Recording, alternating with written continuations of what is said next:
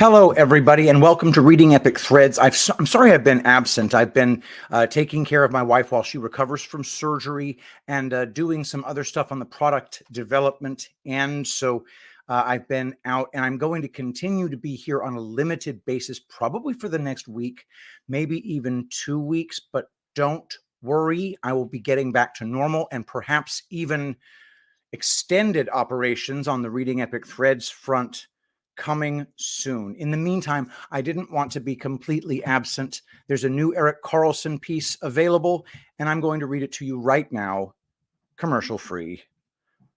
From ericc.substack.com, Seinfeld, Friends, and Sex in the City. A continuation of Christian values are now considered vile. By Erik Carlson. In a previous piece I wrote, Christian values are now considered vile. I pointed out that during the 1990s, a shift occurred. Christian values were no longer considered virtuous to the extent they were in prior decades, or centuries for that matter. Christian values became somewhat neutral, with other values gaining ground, things like political correctness, LGBT adoration, and the adherence to climate change became equal rivals with Christian values. Eventually, other values overtook Christian values in the narratives pushed in American society, and Christian values started to be viewed as oppressive and hateful. We didn't go from point A to point Z overnight. There was a gradual manipulation that occurred, just as gateway drugs tend to be used before someone becomes a heroin addict. We were gradually led away from Christian values. People didn't just wake up one day and believe men could get pregnant. NBC show Seinfeld is my favorite sitcom of all time. I liked Friends, but probably only watched a season or two of it. Sex and the City was not my cup of tea at all. The idea of a group of superficial women romping around the Big Apple having casual sex is not something that interests me now. It didn't really interest me at any time in my life. Seinfeld debuted in 1989, Friends in 1994, and Sex and the City in 1998. One could look at this as a steady progression of immorality and values. They all have some important and intentional things in common with each other. Yes, they all took place in New York City. Yes, they all debuted within a decade of each other. Yes, they were all wildly successful shows that influenced generations and future generations, but there is something more nefarious about them. Seinfeld.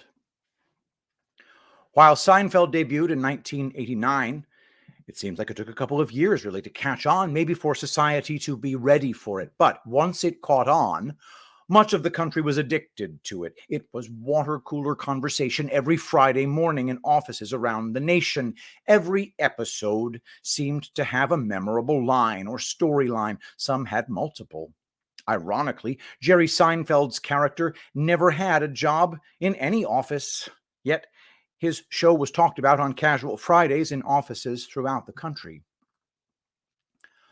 I understand that everyone reading this is probably fully aware of the premise of the show, but please indulge me while I set up my point. Jerry Seinfeld is a stand-up comedian who has an odd next-door neighbor named Kramer who doesn't seem to need to work. Jerry's best friend growing up is a loser named George, and Jerry's ex-girlfriend, Elaine, is still a close friend. Together, the four are inseparable.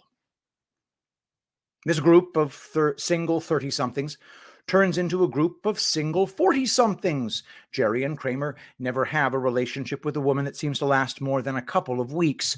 Jerry always finds something wrong with everyone he dates. Elaine did have a long-term relationship, but she had to break up with him because she discovered he liked Christian rock music.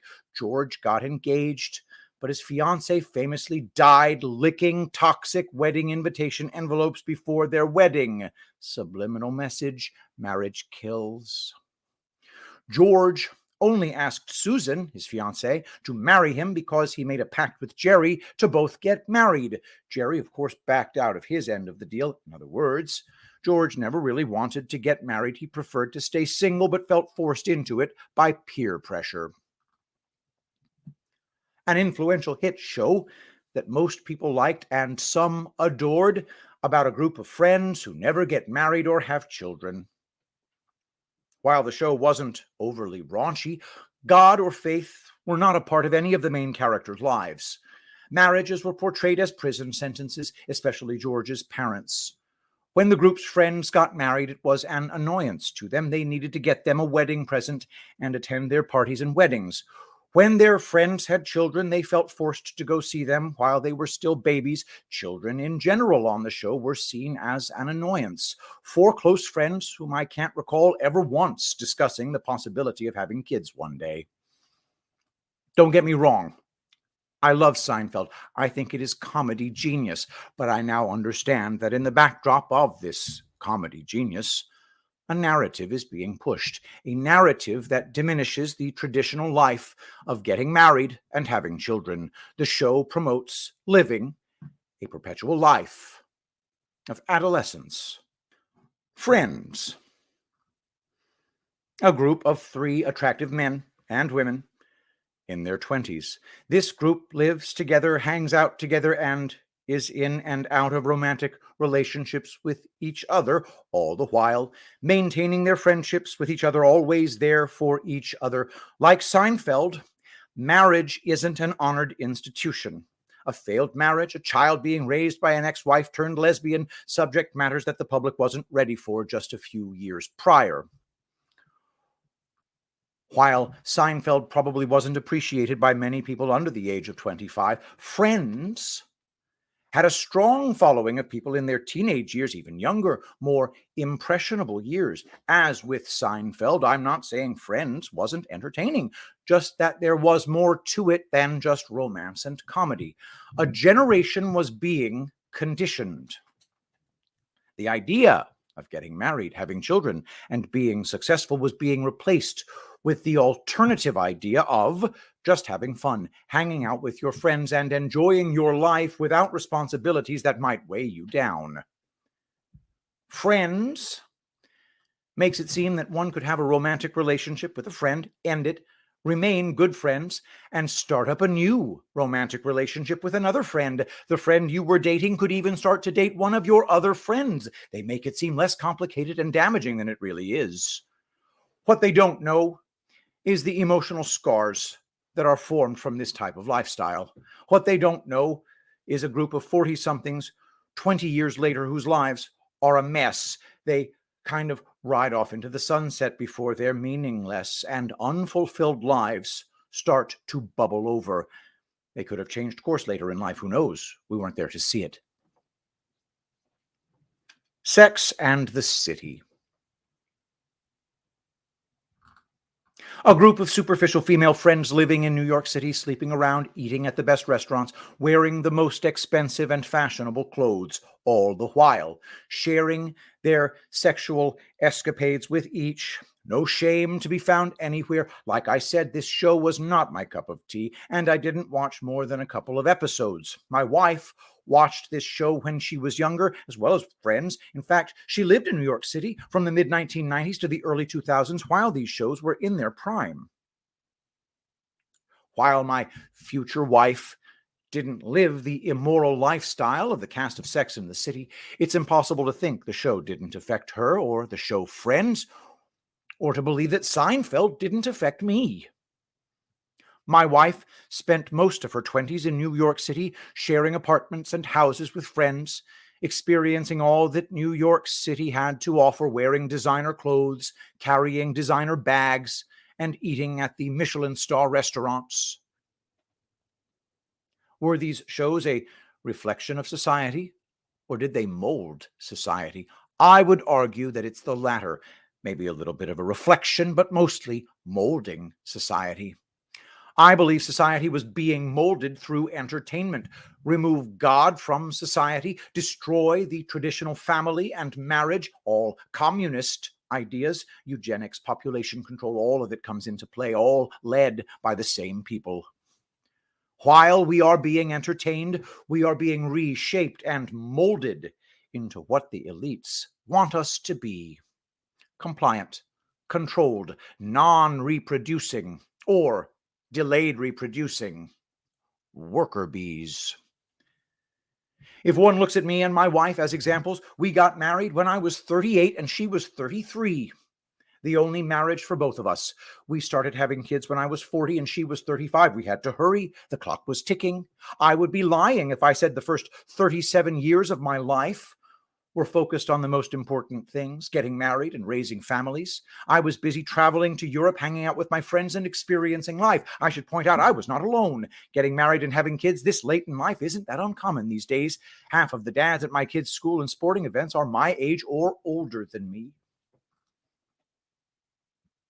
I don't believe that the people of my generation just independently decided to delay marriage and children. I believe it is an agenda that was pushed on us without us understanding that it was happening, pushed on us through entertainment, adolescence being extended and glorified, pushed on us by economic pressures that make it harder to start a family earlier. We go to school longer and have more debt because of it. It's even worse now. Many people in their 20s are addicted to video games and porn, literally living in their mother's basements because the cost of living is too high to live on their own, even with roommates. What would have happened to me and my wife if we hadn't consumed the entertainment we consumed in our 20s? What if shows like The Waltons, Little House on the Prairie, Father Knows Best, or Leave It to Beaver were aired when we were in our 20s? Would we have gotten married a decade earlier? Would we have had children a decade earlier? What if economic conditions were more conducive to buying a house and starting a family? What if superficial spending and life experiences weren't glorified so much? If I think about it, post-World War II, when the elites needed us to repopulate the country to drive up production in the American economy, entertainment was filled with shows and movies about traditional families and marriage. In the 1970s and 1980s, divorce, blended and broken families, as well as single parents, became common. In the 1990s, marriage and children were viewed as a prison sentence in shows like Married with Children and The Simpsons. Shows like Seinfeld, Friends, and Sex and the City gave us an alternative to marriage and traditional family. They prolonged adolescence. It's impossible to believe our entertainment hasn't affected our view of marriage and children. It's impossible to believe our entertainment hasn't been created to alter our view of marriage and children. Entertainment is designed to alter our perception and acceptance of everything the elite Kabbalists want us to believe. By the way, guess what else came out the same year Sex and the City debuted in 1998? Will and Grace. Don't even get me started with that. All right, that is One Piece, and we are only 13 minutes into the show. I am not going to do a reading epic threads that short, so let's do another piece. Seth Keshel, and we'll get to it right now as I begin recording. A Captain's Morning Note to Morning Joe. Topic: Perspective by Captain Seth Keshel. Dear Morning Joe Scarborough, I do not write on behalf of all veterans or current military personnel, but I am confident that the vast majority of them would vouch for what I am communicating to you in this morning as the unbridled truth. Here, I speak for myself. Consider this message to you a repudiation of your reckless commentary from Tuesday night, when the right side of the political uniparty lost its last hope to ensuring our enduring bureaucracy has both mainstream presidential candidates under its control this November. Now you're going to have to steal it again, if you can. In case you're drawing a blank, here is the dialogue between you and your wife Tuesday night. Scarborough: trashing the economy, insulting small business owners that wake up early in the morning, go to bed late at night, trying to make their businesses work, trashing entrepreneurs, trashing the people that make our economy the strongest in the world, trashing Mika, and I know this is personal for you. Just for security reasons, I won't say who it is, but trashing people like one of your relatives who could have done anything, who could have gotten a job on Wall Street if he wanted to, could have gotten a job on Main Street if he wanted to, but decided to go into the United States Marine Corps, decided to give everything he had to be a Marine, and he won't say where he is right now, but it ain't Miami Beach in spring break, and it's going to be a long, tough haul for him. He did it voluntarily. Brzezinski. Many Americans do this. Scarborough. That story is recounted every day by thousands and thousands of young men and women, some coming from immigrant families, just like a lot of immigrants, whether you're talking about World War II or whether you're talking about the Korea War or Vietnam, a lot of immigrants coming in and deciding that they wanted to be a bigger part of this country. And Donald Trump insults our men and women in uniform every day, every single day. And I will say again, we know him. But who in the audience continues to cheer as this man trashes our men and women in uniform while you sit and watch cable news? These young men and women in uniform go through basic training. They kill themselves. They sacrifice their lives. They get assigned to go somewhere across the globe for 3 years, committed to one thing: protecting and defending you, protecting and defending your rights, protecting and defending the United States of America. And you trash them and you vote for a man who trashes them. That is just shameless. The 2024 primary marks the fourth time I have voted for President Trump. I backed him in the 2016 general election, both the 2020 primary and general election, and this fall, I will make it a solid 5 times. My lone moment of weakness was in the 2016 Texas primary when I got my arm twisted into backing someone I struggle to support today, Ted Cruz, although I always loved how Trump cleared the field of people, well, people like you. Yes, I know you were a Republican when you were in Congress all those years ago, playing a phony role in the days before the internet readily revealed who made the biggest contributions and therefore controlled your political energies and proclivities.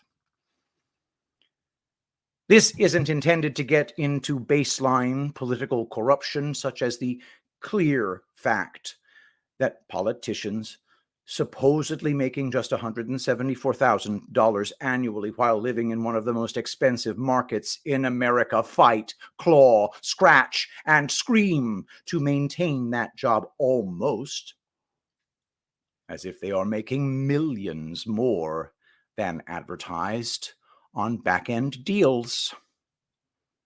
The purpose is to address the utter bullshit you spewed about military families and, by extension, veterans in the aftermath of Trump's emphatic wins on Tuesday night. Usually, I only use profanity for emphasis, and I use it sparingly. But since that was your method of operation and has been for some time, you can deal with it. The military-industrial complex has preyed upon the minds of patriotic men and women for more than a century to boost enlistment numbers, whether a draft was in place or not. I am of the opinion that our nation has not fought a war of necessity since World War II, when we were sandwiched between two great powers who were marching their separate ways to victory and an inevitable conclusion against our country on our own soil. Since then, because we've grown so rich, fat, happy, and unfortunately corrupt, we fight wars of choice like the Roman Empire did as our country decays from within.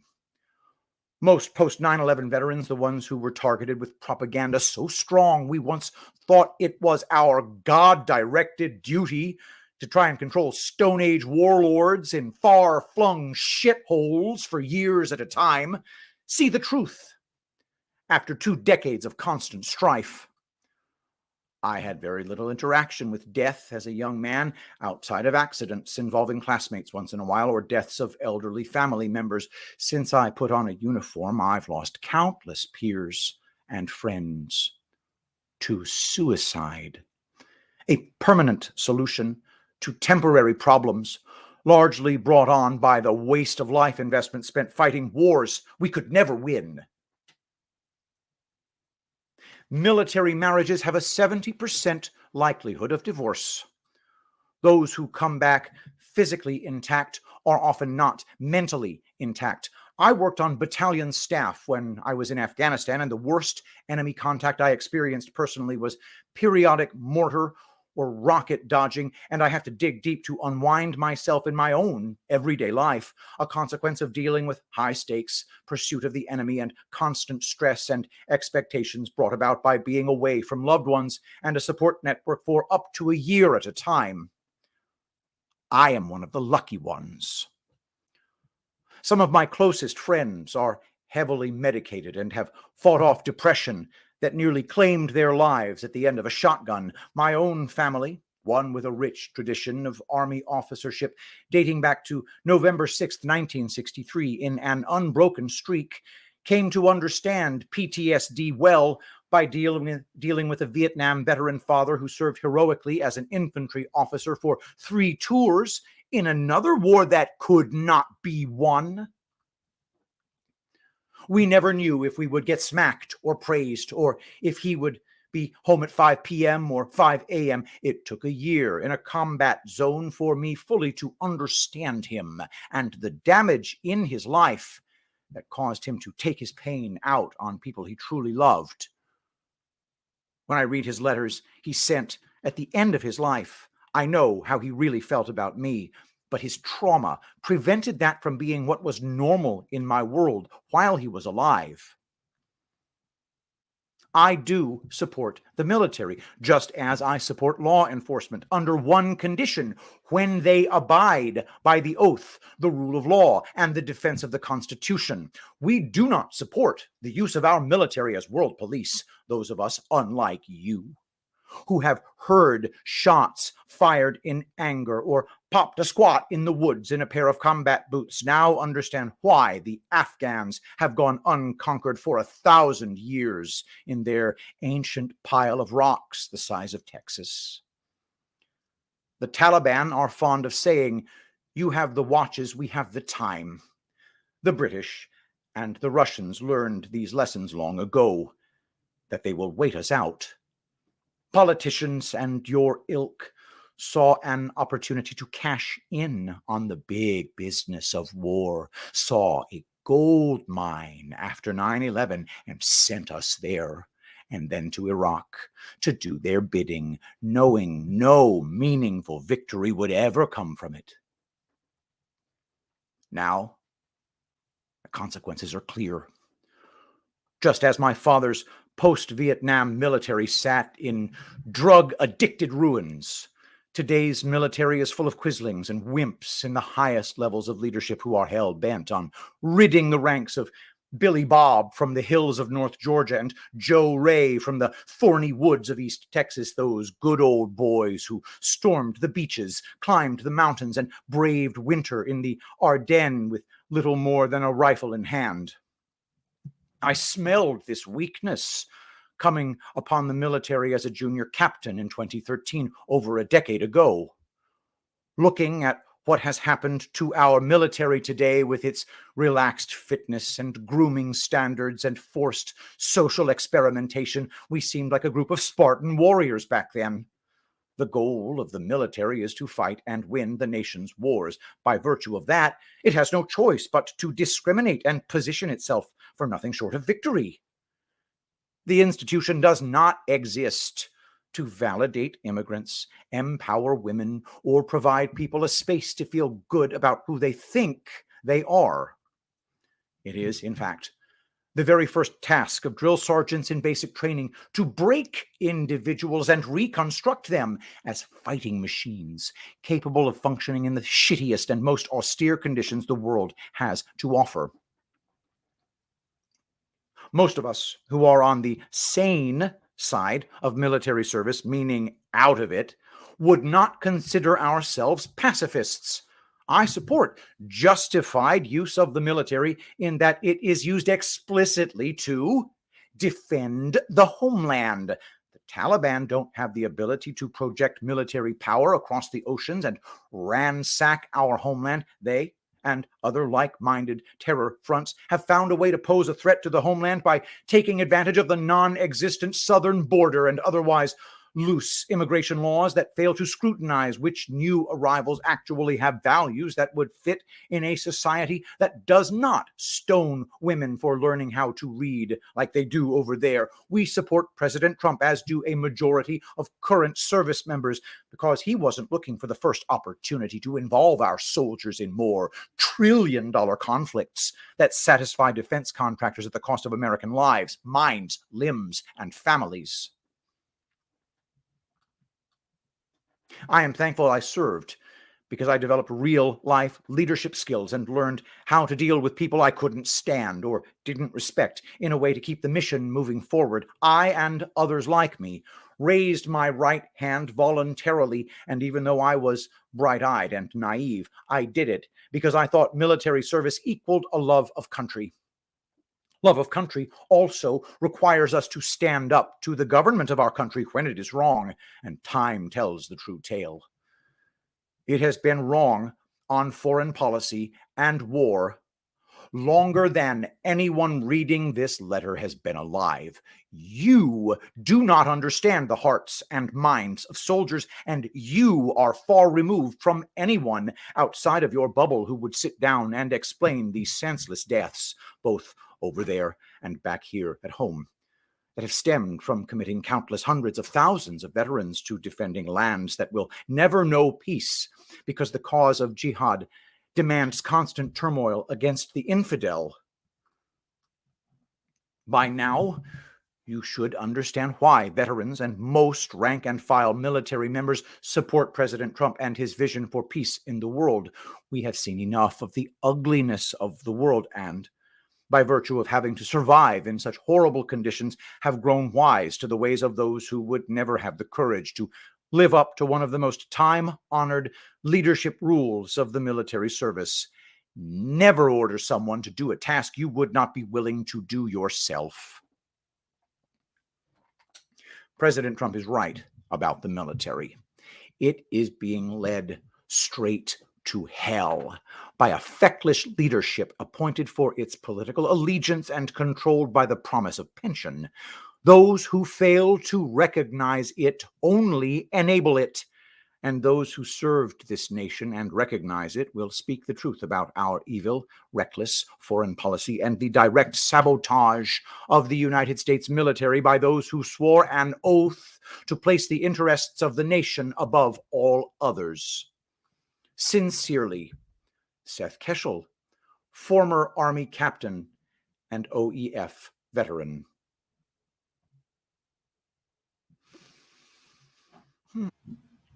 All right, that barn burner of a piece was from my friend Seth Keshel. That was fun to read, dude. Really just wonderful writing and a wonderful flair for what's the term I'm looking for? A wonderful flair for ability to convey emotion convincingly without being melodramatic. It's really good stuff. That was really good stuff. All right, let's go back to Work Smart, Not Hard. This time, my friend Brian Cates.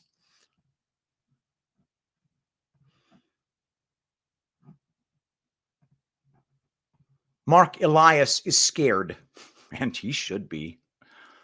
The lawfare being used to try to stop President Trump is failing. By Brian Cates. This week on Super Tuesday, President Donald J. Trump is set to have a very historic day as the trend of his garnering massive primary wins continues, much to the horror of those who planned and plotted for well over 4 years now to prevent even a ghost of a chance of a return to the White House by the Teflon Don.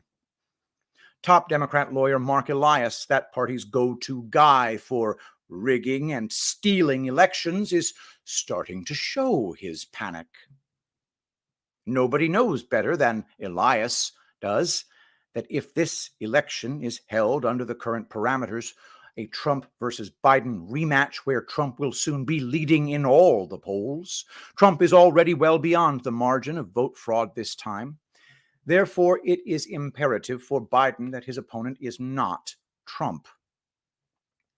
But thus far, the massive amounts of civil and criminal lawfare being deployed against Trump has not had the anticipated results.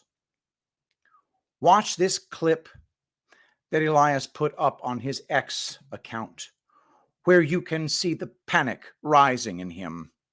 Mark E. Elias on Twitter. There is no reason Trump can't stand trial in September. There is no reason Trump can't stand trial in October. There is no reason Trump can't be in trial on Election Day. There is no constitutional right to avoid trial because you are running for office. As I've been saying for a while now, It probably looked very good on paper when the lawfare strategy script was written down and planned out and very likely war-gamed out with the tabletop exercise over 2 years ago. But what I've also been saying is that Trump constantly lures and baits these dumbasses into underestimating him. They cannot see him accurately, so they continue to be bewildered and confused about why all their plotting against him never seems to pay off. If you cannot see the opponent you are fighting with any accuracy, then the strategies you will end up deploying against them will fail you. Also, you will not accurately predict or see your opponent's moves against you. This inability to see Trump accurately or understand what counter moves would be made has led to this present situation where the outrageous, over-the-top civil judgments against him in New York City generated massive support and sympathy for Trump at the blatant unfairness of the rulings. At the same time, in their eagerness to file an absurd 2020 election RICO case against Trump and 18 other defendants in Fulton County, Georgia, Trump's enemies never noticed that they were entrusting a pair of opportunistic and incompetent affirmative action hires with this historic prosecution.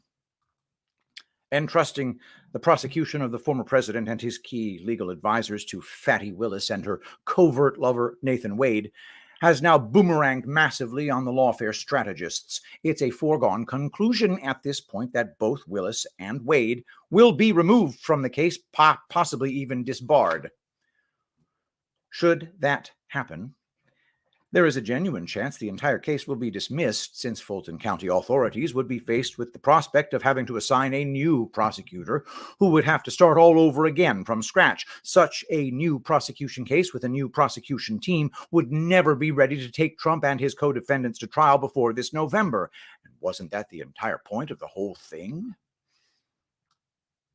Meanwhile, since Special Counsel Jack Smith's attempts to bring Trump to trial in both Washington, D.C. and Palm Beach before the 2024 election is held are now delayed indefinitely. As several rulings are awaited from the Supreme Court, it is looking increasingly as if the last best chance to convict Trump of a criminal offense before the election resides with Manhattan District Attorney Alvin Bragg. Bragg is bringing Trump to trial on March 25th on a series of felony counts related to filing false financial documents. The problem with the case is the star witness Bragg will be swearing in before the jury former Trump Organization lawyer Michael Cohen, and Michael Cohen has already admitted to having lied under oath multiple times, both to the U.S. Congress and in court proceedings. Although it will be a New York City jury hearing the case, the fact the star witness is a serial perjurer could present a genuine problem for Bragg in securing a conviction. Even if Trump is convicted, he will instantly appeal and be free on bond as he continues campaigning for office. And you can be sure that Mark Elias knows all of this. From the comments Elias makes in the video, it's apparent that what most concerns him right now is SCOTUS, taking up the presidential immunity issue, as well as accepting the legal brief filed by former Attorney General Edwin Meese regarding the possible illegal manner in which current Attorney General Merrick Garland bestowed special counsel status on Jack Smith, who at the time was still a mere private citizen. Elias, like a lot of Trump's enemies, has been hoping for 2 years now that it would be Smith taking Trump to criminal trials before the election. It was of paramount importance to the lawfare strategists that Trump be convicted of either leading/inciting an insurrection on January 6th or of stealing and illegally retaining classified documents at Mar-a-Lago before the 2024 election was held. It would be even better if he were convicted of both before the election. This is what has Mark Elias and a lot of other people who honestly expected this to unfold differently in such a panic right now.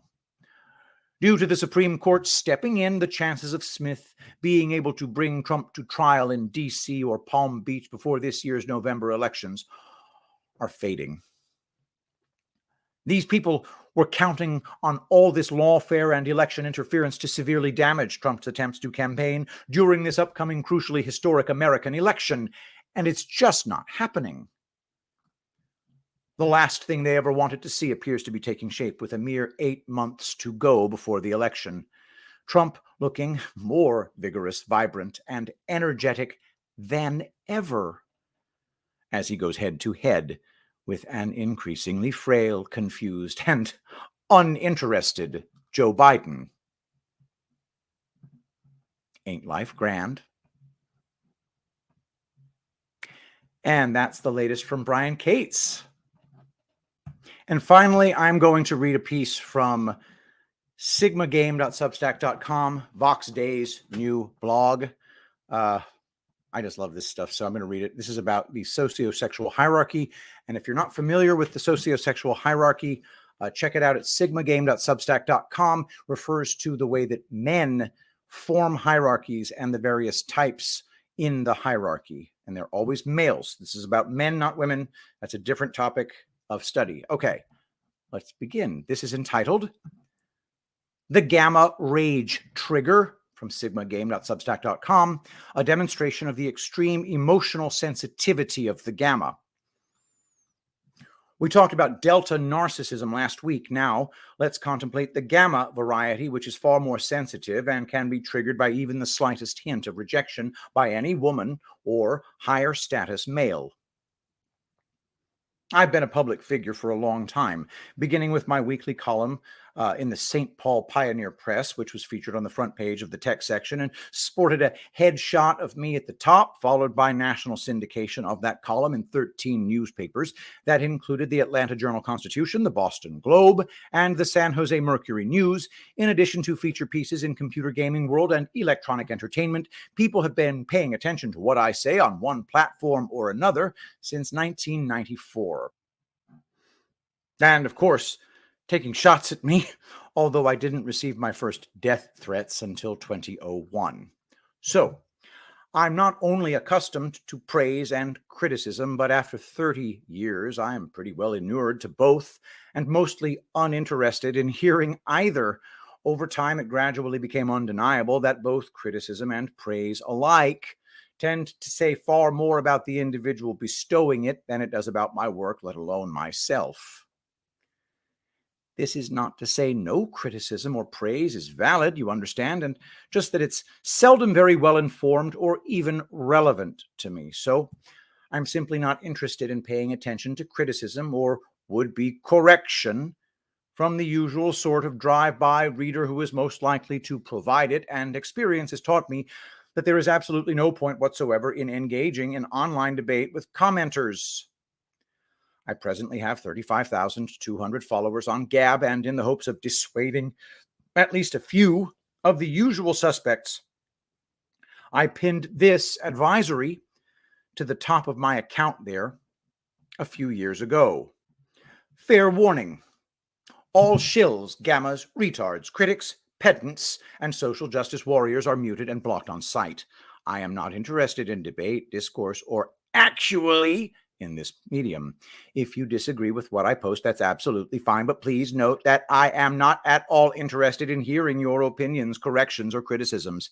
Use your own microphone. I will not permit you to attempt to hijack or parasitize mine. In other words, go ahead and criticize what I've posted all you like, but do it in your own space. Don't bring it to my attention or post it in my timeline. I'm not interested. I won't read it, and I won't respond to it, so don't bother. This is perfectly fine with most people, and it's observably unobjectionable to the tens of thousands of people who follow me. But as you might expect, it is like waving a red flag in front of a very angry bull for a certain sociosexual hierarchy behavioral profile when they happen to come across a post of mine. Gammas. Gammas take the idea that you are not interested in their very important opinions very, very poorly indeed. They view your lack of interest in their opinions as an insult, a rejection, and a public declaration of their inferiority all rolled into one. They are so sensitive that even the slightest hint of rejection feels to them as if salt is being poured into their psychological wounds. By way of example, here are just a few of the reactions to absolutely nothing more than coming across the 4 sentences quoted above. Fuck you, block me too, you're nothing but an angry Democrat. Go back to Facebook, creep. Fuck you, douchebag, block. But if you don't care to listen to other people's opinions and views, then how can you have any of your own? Did all your opinions just pop into your head one day? You didn't get them from reading books or watching documentaries or listening to people debate and argue on issues. They just came to you in a dream or something, and they're there to stay and can never change? Damn, you low-T betas are hard up for a hero. LARPing, posturing, nothing more. Tyranny is not troubled, concerned, or fearful in the least. As always, the swill is frenetically consumed by the deluded, Kool-Aid gorging masses of pathological gullibility. Hot damn tamale, you sound like a raging, closeted homo fucking pussy. Laughy face, laughy face, laughy face, laughy face. Arrogance extreme. I'll save you the trouble. I'll block you first, asshole. In other words, you fear a challenge that might change your view on how everything works. That's what an open forum is for, to challenge other views than your own and discuss intelligently what is different to see whether or not your view or other views may be in error, yes? I have no idea who you are, lol. Block me next, faggot. This makes you sound weak. I don't even know who you are, but you sure sound like a faggot to me. I won't tolerate any of those hurty words. I can't deal with the emotional fallout that comes from any criticism of my opinions. Jesus, I feel like I just caught AIDS from your weak-ass gap flex. Writers from Teen Vogue have thicker skin than you do. Faggot.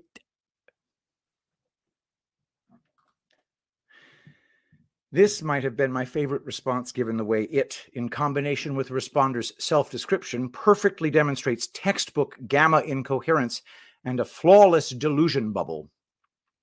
You're getting dragged, homo.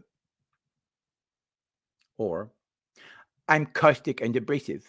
Just letting you know before you read any further, the truth is like a lion. You don't have to defend it, let it loose. It will defend itself.